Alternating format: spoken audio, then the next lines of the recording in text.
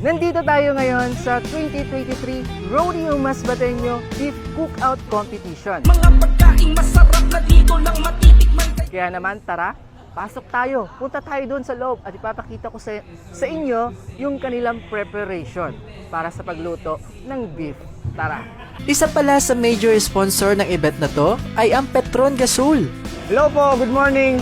Kami po ang Masbate MSB Trading Center, an official partner sa Rodeo Masbateño 2023 Beef Cookout Competition. Ikaw po kami naka-promo dito po sa Rodeo Grandstand.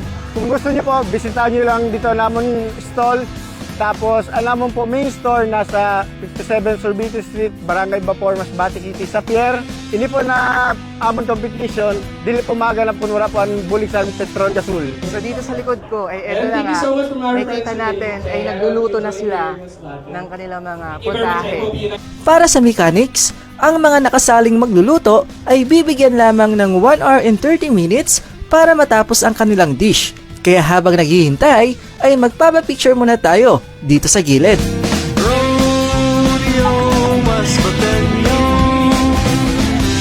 Rodeo Masbateño. Makalipas ang isa't kalahating oras, ay nakahanda na nga etong kanilang nilutong mga dishes. At isa-isa na nga tinikman ng mga judges ang kanilang mga nilutong mga pagkain.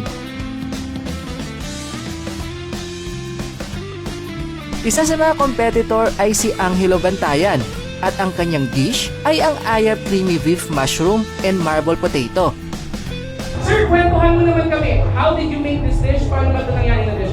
Actually, nung way back ng high school pa ako, kami po ang owner ng Bantayan Carinderia sa Cagba located, which is 50s na po siya. So naman ako po siya sa mama ko, which is favorite naman siya. So gitagaan ko lang po siya ng twist. Kaya so far, competition po ngayon. Thank you. Okay, so this is like an original recipe but with a twist. Okay. Akala ko ay makakatikim na ako ng mga niluto nilang mga pagkain, pero hindi pala. Pero thankful pa rin dahil binigyan nila tayo ng pansit at tinapay. Ito yun, sama silang pansit, tsaka isang bread na may palaman na itlog. Para sa akin, pwede na to. Pangtawid gutom rin ito. Hindi naman kasi tayo VIP at isa lang ho tayong vlogger na nakipagsiksikan sa mga event para kuhanan ang mga kaganapan sa ating mahal na probinsya.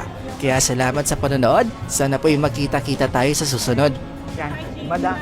Hello po, shoutout po. Are you with her? Ano po? Gina's TV, shoutout po sa inyo. Gina's TV, JMA Vlogs. Subscribe niyo po, Gina's TV. Opo, salamat. Mga